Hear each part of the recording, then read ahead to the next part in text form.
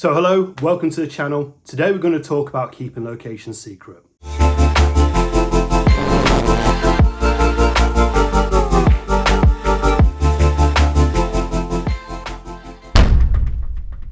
So, keeping locations secret, is it something you do? Is it something I've ever done? And what's my thoughts about it? Well, when I first started researching about this topic, it sort of took me on a bit of a journey, and I kind of understand why people would keep a location secret, but not everybody, and not all the time. So these are my thoughts. Like every single topic I'm talking about within this series, they're just my thoughts. Later, we'll discuss yours, and we'll try and bring it together at the end to sort of close on this topic.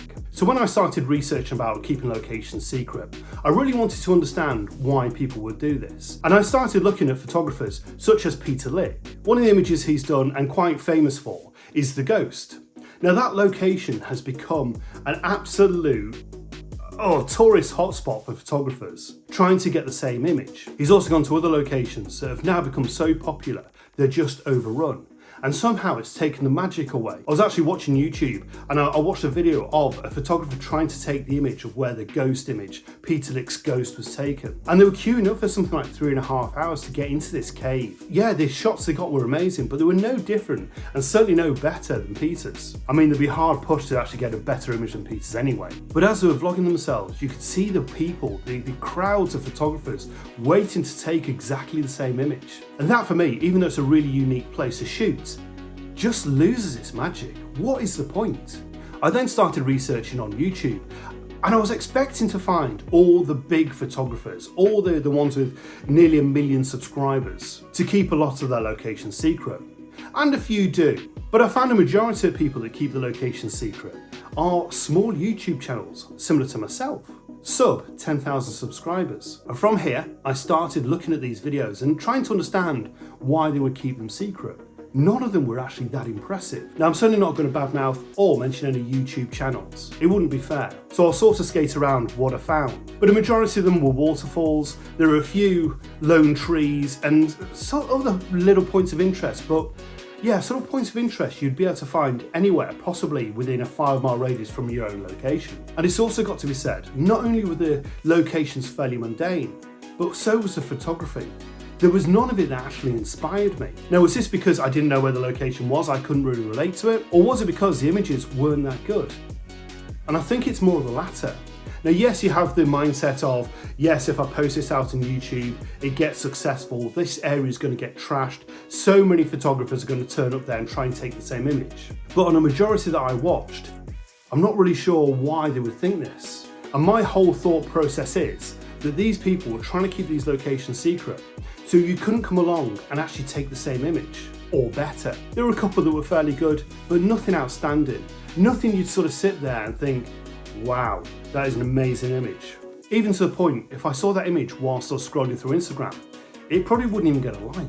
And even though I've spent quite a lot of time actually researching this, I can't get away from the fact that a lot of these people keep locations secret because I don't think they're very good. I think their confidence levels as a photographer or YouTuber just aren't there. And I always think that you can split photographers into 2 different groups. There's obviously a lot more groups, but there's 2 types of photographer that I find constantly. The ones that actually love it as a passion and will talk about it all day and love to share their experiences.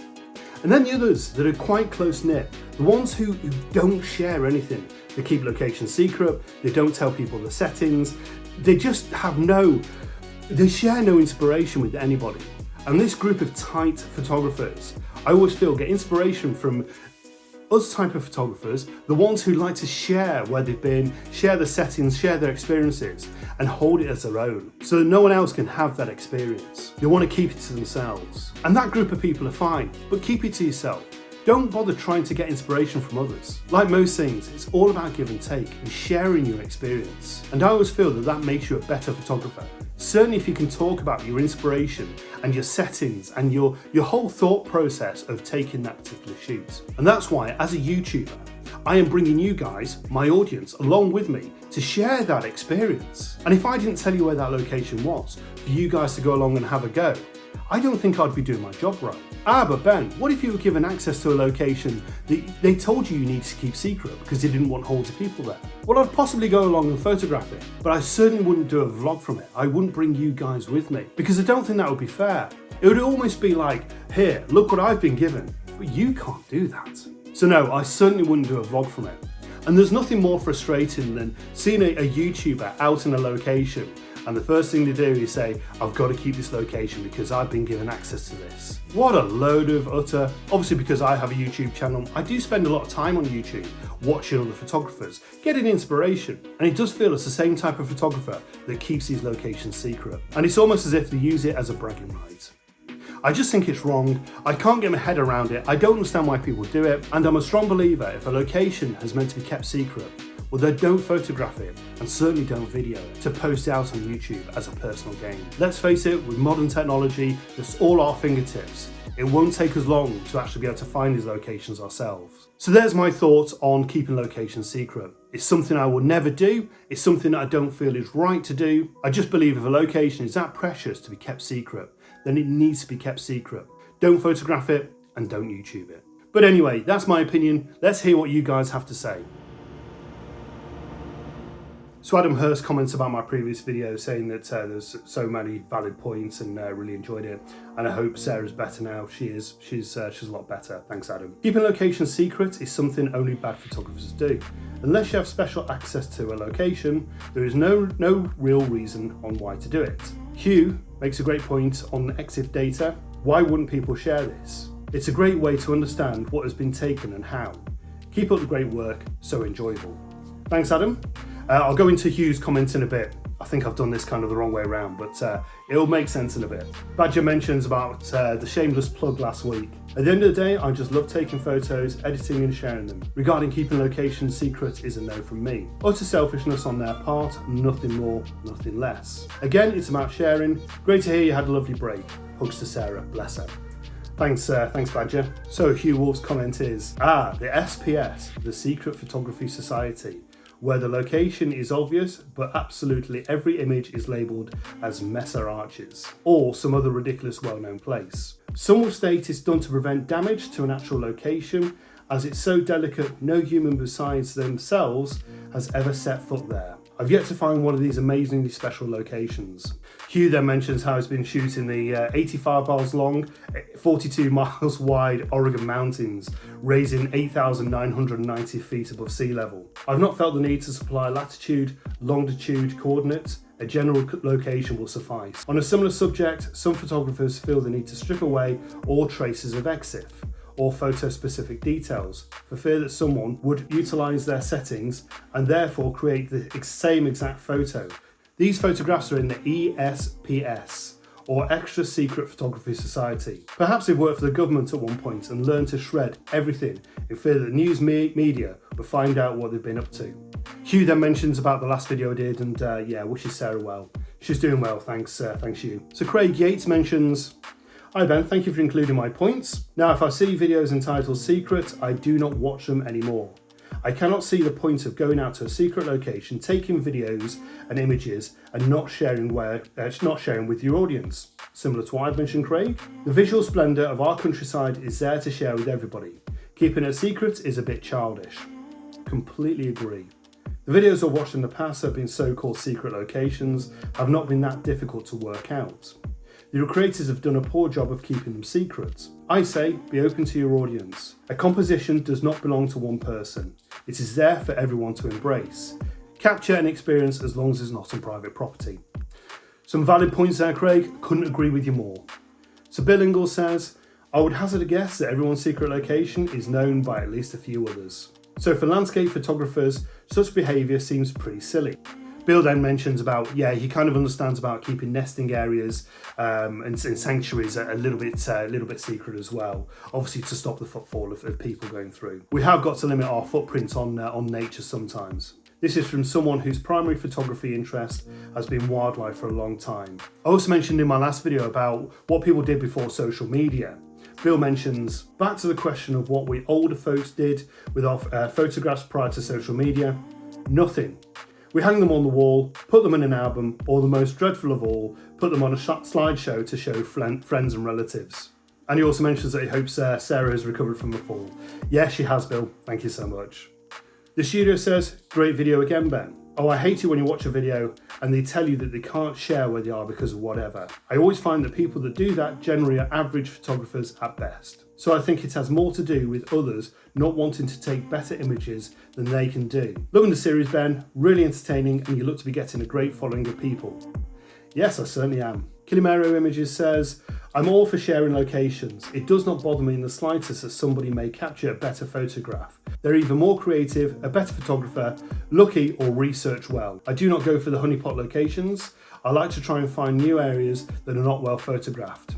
Understand what you mean there. He also mentions how he's found a small woods in Mold in North Wales and meet up with their fellow photographers there. He also mentions about my video on Tiger's Clough and how people are just dumping rubbish there. Now, I'm certainly not saying that's photographers that do that. No, definitely not. It's other people that just destroying the whole of the the whole of the area, I suppose. I once followed a photographer on YouTube, but stopped the moment I saw him trampling over a lot of bluebells just to get his shot. So my thought is share away. Thank you so much. So Paul Hill mentions how he's loving this series, Let's Talk Photography. Thank you so much. He also has a couple of comments on the previous video. He's not been able to comment previously. But he also mentions about how he always shares on locations and he's yet to find a new honeypot location. I do visit well-known locations and I do take the classic shots. But then I like to explore the area further, hoping to find something different, a new composition. So yeah, some great points there, Paul. Are there any more honeypot locations left? Possibly. Tim Day mentions about my previous video and how he keeps meaning to cover this subject himself. In current times with shorts and posts, I would now class YouTube as a social media. Vero I don't like, lots of creatives there, which is nice, but the audience there I feel is a little limited. Instagram I feel has lost its way and could be heading the way of Flickr. Facebook and Twitter I binned a while back. Wow, I sound so grumpy. On a positive note, I really started to enjoy Tumblr of late. That's another one I've not mentioned, but I've not even gone into Tumblr. It's creative with a touch of rebellious mindset. I'd love to know what you mean on that one, Tim, but yeah, I'll certainly look at it myself. Paul Cook also commented about my previous video, the social media. Great video, Ben, some great thoughts. I left Instagram for a while and went to Vero, but almost daily down on the beach, someone asked me if I post images on Instagram. I doubt anyone will ever ask, do you post images on Vero? It's a shame because the images took so much better on Vero. Quite an interesting point now, Paul. I don't really want to go too much into social media, but that whenever you're out shooting location, that is what people always mention. What's your Instagram? Will people ever ask, what's your Vero? Probably not. So that's your comments on keeping location secret. I want to sort of bring it back to keeping location secret and sort of close this out now. Yes, I do believe that certain times, some locations, very few should be kept secret. Certainly if you know that you're going to get hordes and hordes of people that are going to completely destroy the area. But a majority of these locations have already been found. The ones that are left, are they that good to actually attract hordes of people? From what I've seen, no. But for me personally, locations that I find, I will not keep secret. I don't think it's fair. I think you as an audience deserve to understand where I am. You deserve the opportunity to go and explore there yourself. And it's all about sharing what you found and seeing what other people can take away from that location. As I said, the ones that don't, leave them to it. I always find that those people aren't happy in their photography anyway. So let them do what they want to do. So this brings me on to the next topic. Too many photographers. Are there too many photographers in this world? And I think this follows on quite well with keeping location secret. Is that the reason why you keep location secret?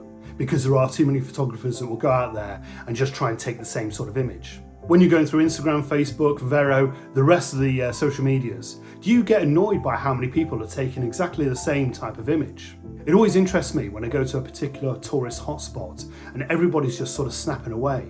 What's the reason for it? There's a few people on Facebook that release up to 60 images at a time of the same sort of thing. On top of too many photographers, are we taking too many images? Obviously, with us no longer shooting in film and everything's digital and can be rewrote over the SD cards and the memory cards, is it an opportunity for us just to take too many images and for them to not actually mean anything? Let me know your thoughts on the comments on this video if there's too many photographers out and about. And I don't just mean photographers out with their normal gear, I mean people that are snapping away on phones. So as I said, if you do have a comment, let me know in the comments of this video for the next video. if that makes sense. You should be getting the gist of it by now. So thank you very much for your comments on this video. It's been great reading through them. Some great points there. Let's keep this up. So again, thank you for watching. If you've enjoyed this video, please consider subscribing. It'd be great to have you on board. Also, if you have anything else to say about any of the other topics, let me know in the comments. It'd be great to hear. And if you enjoyed this, don't forget to give me the thumbs up. It all helps. So from Warrington, it's time to say goodbye. The next video out very, very soon. Take care now. Bye-bye. Boo!